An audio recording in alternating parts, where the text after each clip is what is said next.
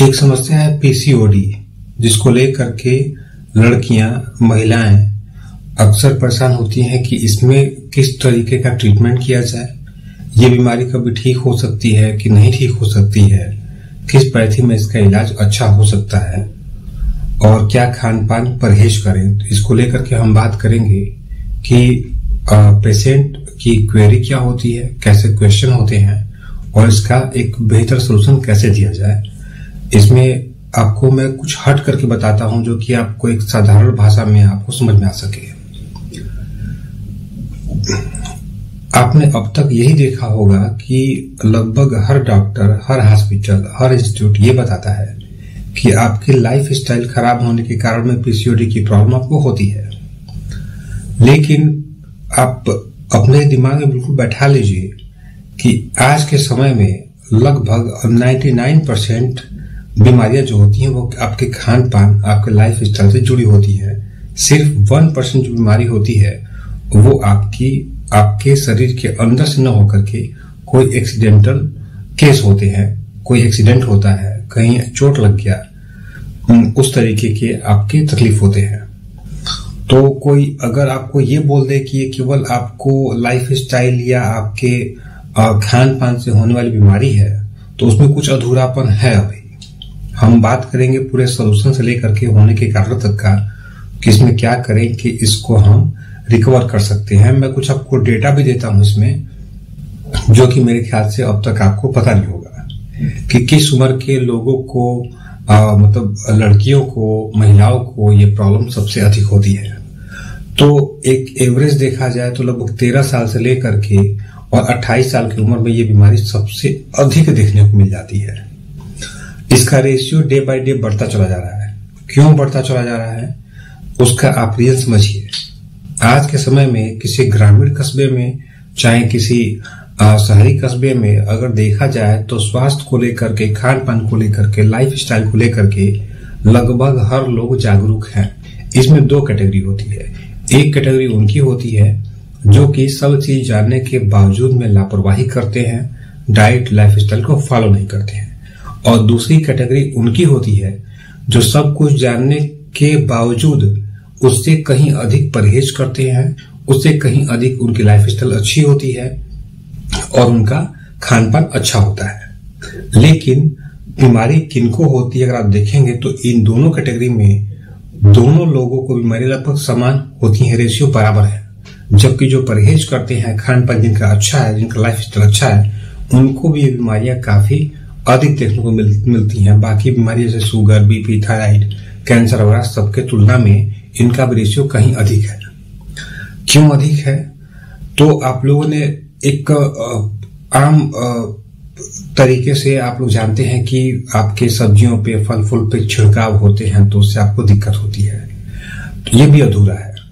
छिड़काव दो तरीके के होते हैं, सब्जियों पे, फल फूल पे, ड्राई फ्रूट्स पे भी, हर चीज पे भी दो केमिकल होते हैं। एक तो वो होते हैं जो कीटनाशक होता है, जो कि कीड़े को मारने का काम करता है। दूसरा वो होता है जो कि उनके ग्रोथ को लेकर के उर्वरक यानी जो खाद देते हैं आप उसे। तो ये दोनों आज के समय में ऐसा कोई किसान नहीं है पूरे देश में कहीं भी जो कि आपको इसके बिना आपको कोई पैदावार दे पाए। तो एक लाइफ स्टाइल कितना आप अच्छा करना भी चाहेंगे तो कुछ न कुछ हिस्सा आपके शरीर में जाता है, जो कि आज के समय में सबसे अधिक खतरनाक चीज है, जिसको गवर्नमेंट भी नहीं रोकती है। तो क्यों होती है? ये रीजन है। परहेज करते हैं, ठीक है, कुछ रेशियो में बचेंगे आप, लेकिन कहीं से नहीं बच सकते हैं क्योंकि लगभग हर चीज आपको केमिकल वाला मिलता है। जैसे केला ले लीजिए, आम ले लीजिए, पपीता ले लीजिए, ये 3 फल आपके कॉमन फल है। पूरे इंडिया के अंदर बात की जाए अगर आपको तो केला, पपीता और आम आपको नॉर्मल पेड़ के पके हुए जल्दी खाने को नहीं मिलते हैं किसी भी शहर के अंदर में। सबको पता है, हमारे सिस्टम को पता है, गवर्नमेंट को पता है, फिर भी ये लोग खाते हैं और लोग उसमें केमिकल डाल करके पका करके बेचते हैं। इसी तरीके से जो चावल है उसकी पॉलिश किया जाता है, दाल पे पॉलिश होता है। तो लगभग हर चीज में कुछ न कुछ मिला करके आपके सामने रिप्रेजेंट किया जाता है। जितने भी आप पैकेट बंद फूड पार्टिकल लेते हैं, चाहे जितने भी आप बेवरेज वाली चीजों को यूज करते हैं, तो इन सब में प्रिजर्वेटिव पड़ा होता है। ये प्रिजर्वेटिव भी आपके रोग को बढ़ाने का काम करता है। तो ये तो हो गया कि जो चीज आप नहीं मतलब चाह करके भी रोक नहीं सकते हैं। इसके बाद सेकंड होता है लाइफस्टाइल। हमारे यहाँ क्या है कि जब आपको दिक्कत होती, जब लगता है कि आपकी जान नहीं बचेगी, तब आप टहलना शुरू करते हैं, आप योगा करना शुरू करते हैं। तो इस चीज को आपको बदलना होगा। लाइफस्टाइल आपकी वाकई में अच्छी होनी चाहिए किसी भी सूरत में। अगर आप जॉगिंग नहीं करते हैं, खासकर मेरा मानना ये है कि आप कुछ करिए चाहे मत करिए, आपको 4-5 किलोमीटर तक का जॉगिंग करना है, रोज करना है। ये आपके लिए मस्ट है। अगर आप नहीं कर सकते हैं तो बीमारी आपको कहीं ना कहीं से होती रहेंगी। तो ये 2-3 तरीके हैं आपको कि जो कमियां इसमें होती हैं, जिसके कारण लोगों को पीसीओडी ही नहीं लगभग बहुत बीमारियां होती हैं। बात ये करते हैं कि इसके सिम्टम क्या होते हैं। सिम्टम में जैसे आपने देखा होगा कि बहुत लड़कियों को, बच्चियों को चेहरे पे कुछ बाल निकल जाते हैं, मूछें हल्की फुल्की दिखाई देती हैं, किसी को ज्यादा दिखाई देती हैं। डिपेंड करता है कि उसके लक्षण कितने प्रभावी हैं। चिड़चिड़ापन हो गया, मोटापा हो गया, एक्स्ट्रा फैट जो शरीर में जमा होता है वो, चेहरे का जो ग्लो होता है वो डल हो जाता है। पीरियड किसी को कम होगा, किसी को नहीं होगा, किसी को आउट ऑफ कंट्रोल होता है। तो मॉडर्न साइंस का मैं विरोध कुछ जगह करता हूं। उसका रीजन ये है कि मॉडर्न साइंस आपको मिसगाइड करता है। आयुर्वेद लेने के नाम पे ठंडा गर्म दवाई में आपको डिवाइड करता है। वो क्या करता है आपको कि आप लोग को, किसी को अगर पीसीओडी होगा तो आप लोग देखिएगा, एक्सेस ब्लीडिंग अगर होती है तो आप लोगों को कंट्रासेप्टिव पिल्स दिए जाते हैं। अगर 13 साल के बच्ची को भी होगा तो उसको दिया जाएगा। पीरियड अगर कंट्रोल से बाहर होता है तो उस कंडीशन में भी ये लोग हार्मोन को बैलेंस करने के लिए मेटफॉर्मिन की कम से कम 500 मिलीग्राम की आपको टैबलेट देते हैं, जो कि दुनिया की सबसे गर्म दवाइयों में से एक होती है, जो कि प्रेगनेंसी के केस में कॉन्ट्राइंडिकेटेड होती है। लेकिन आयुर्वेदिक ट्रीटमेंट के नाम पे आपको मिसगाइड किया जाता है कि ये दवाइयां गर्म होती हैं, जबकि जिनको पीसीओडी होता है और जो लोग मॉडर्न साइंस में कोई दवाई लेते हैं तो आयुर्वेद से कई गुना अधिक गर्म दवाई ऑलरेडी वो खा चुके होते हैं। तो आपको अपना थोड़ा सा कॉन्सेप्ट क्लियर करना होगा, अपने नॉलेज को आपको थोड़ा सा इंप्रूव करना होगा। तो कुछ लक्षण तो ये है, चिड़चिड़ापन, बेचैनी, घबराहट, भूख, प्यास, ये चीजें इरिटेट होती हैं। ऐसा नहीं कि बिल्कुल फिक्स होती हैं। ओवरवेट एक कॉमन प्रॉब्लम है। कुछ को हेयर लॉस भी होता है। तो ये चीजें आपके सिम्टम के रूप में दिखाई देते हैं और कुछ कंडीशन में नहीं भी दिखाई देते हैं। इसके बाद से अगर कुछ लोग क्या बोलते हैं आपके डॉक्टर इंस्टीट्यूट कि आपका जो एग बन रहा है लेकिन वो एग रिलीज नहीं हो रहा है, तो जो इकट्ठे एग होते हैं वो एक सिस्ट का रूप ले लेते हैं, तो वो गांठ पीसीओडी कही जाती है आपकी। पॉलीसिस्टिक मतलब क्या हो गया कि 2-3 से अधिक होती हैं तब। तो ये भी कॉन्सेप्ट आपको सीधे से मैं खारिज करके इससे चलता हूं कि एग जो बनते हैं हर महीने में, अगर वो रिलीज नहीं होंगे तो कुछ महीने में जो ओवरी होगा वो बिल्कुल ब्लास्ट कर जाएगा, इतने अधिक एग बन जाएंगे। उस एरिया को आपका शरीर जो है नहीं रख सकता है, आउट ऑफ कंट्रोल दर्द वगैरह आपको सहन करना पड़ जाएगा। इसमें होता क्या है, हमारे आयुर्वेद में वात और कफ जन्य स्रोतों अवरोध, यानी आपकी जो ओवरी है वहां पे जो नरिशमेंट फैक्टर है, जो उसका नरिशमेंट होता है, एक तो ये प्रॉपर आपका जो चैनल है वो खराब है, और दूसरा क्या है, जो वहां से रिलीज होते हैं टॉक्सिन से लेकर के वेस्टेज, वो सिस्टम कहीं ना कहीं पे ब्लॉक है। सीधी सी बात जो आप ये समझिए, हर बात अंत में आकर स्प्रेड दिखती है। तो हमें सिर्फ आपके इस लोकेशन का इस पार्ट को डिटॉक्सिफाई करना है, नरिशमेंट करना है। कुछ कंडीशन में जो सिम्टोमेटिक रिलीफ होती है इसमें, जैसे कि आउट ऑफ कंट्रोल ब्लीडिंग है, उसको मैनेज करना पड़ता है।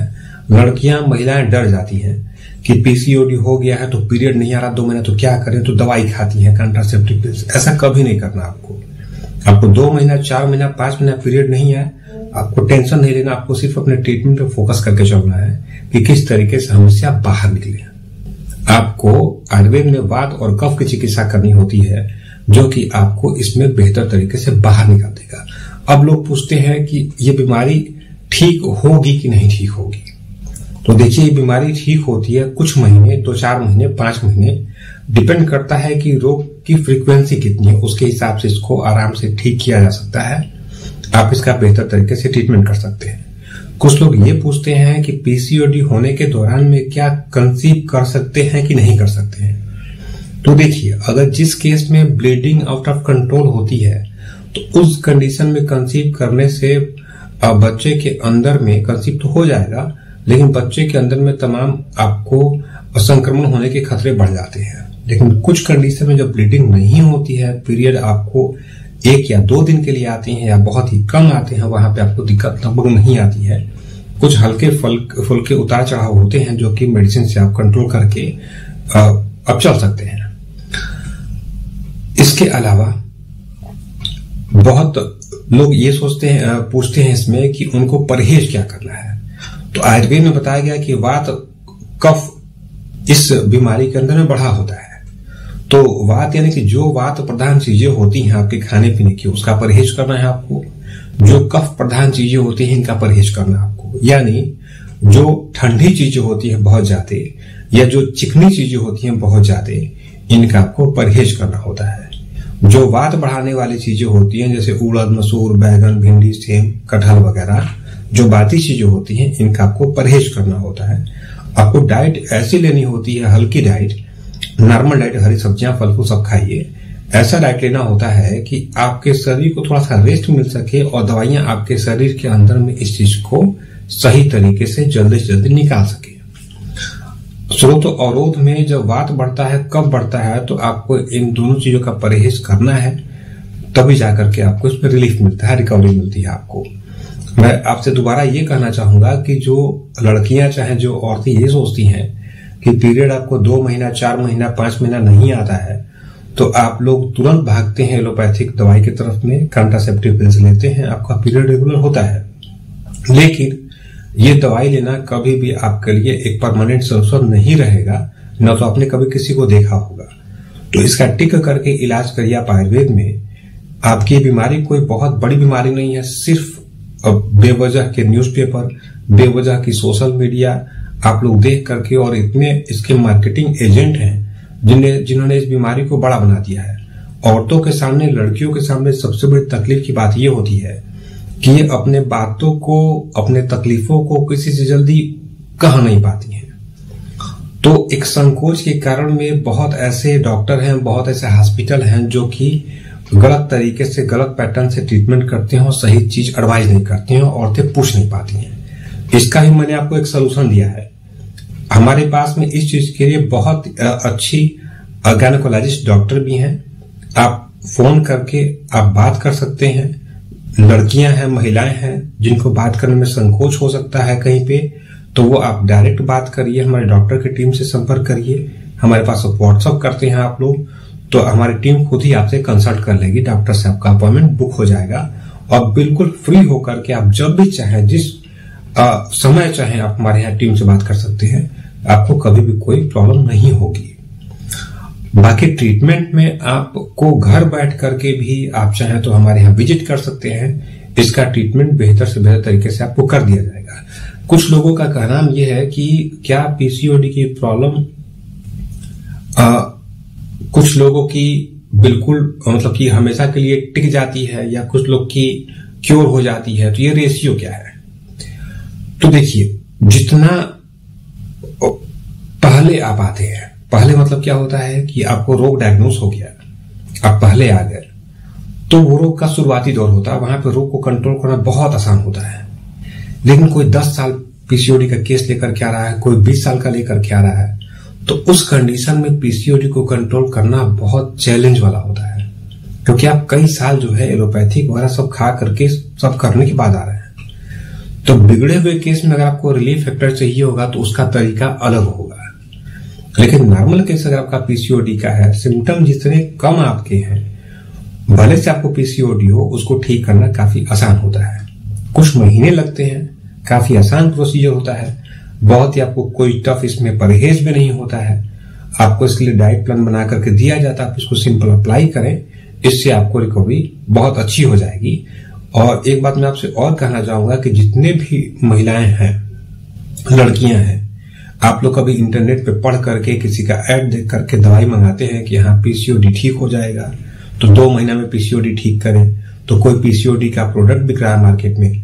तो मैं यही कहूंगा कि इस तरीके के प्रोडक्ट को आप यूज बिल्कुल ना करें, यह आपके रोग को सिर्फ बढ़ाएगा। सिम्टोमेटिक रिलीफ किसी को मिल सकता है, लेकिन फ्यूचर में आपको नुकसान ज्यादा होगा। जब भी अपना ट्रीटमेंट करिए तो आप सही जगह से ट्रीटमेंट करिए। आपको अपने रोग के बारे में जानकारी होना चाहिए। आपका रोग कैसे ठीक होगा इसके बारे में जानकारी आपको होना चाहिए। मेरा यही मानना है कि जब तक आपको संतुष्टि भरा जवाब नहीं मिलता है, आपके ट्रीटमेंट का प्रोसेस आपको नहीं बताया जाता है, तब तक उस हॉस्पिटल, उस इंस्टीट्यूट को मैं सही नहीं समझता हूं। तो इतना आप कम से कम कर लीजिए, कहीं से भी आप इलाज करें, लेकिन अपने रोग के बारे में जानकारी लेने के बाद ही कुछ करें। और डरने की इसमें कोई बात नहीं है आप लोग के लिए। जब आप बेवजह में काफी आर्टिकल पढ़ करके सुन करके डरते हैं, तो कोशिश करें कि आपको जो भी इंफॉर्मेशन चाहिए, आपको जानना हो, कोई सिम्टम पूछना हो, आपको कुछ मेडिसिन पूछनी हो, आपको लाइन ऑफ ट्रीटमेंट पूछना हो, आपको कोई जानकारी लेनी हो, आपको आप हमारे यहाँ व्हाट्सअप करें, हमारी टीम के पास कॉल करें। आपको इसके बारे में जानकारी, मेरी गारंटी है कि कहीं भी आपने आज तक ट्रीटमेंट लिया होगा, लेकिन जानकारी आपको सबसे अच्छी तो हमारे यहाँ से मिलेगी और ट्रीटमेंट भी आपको हमारे यहाँ सबसे बेहतर मिलेगा। यही हमारी सिर्फ कोशिश है कि आपको जो भी मिले वो बेहतर मिले।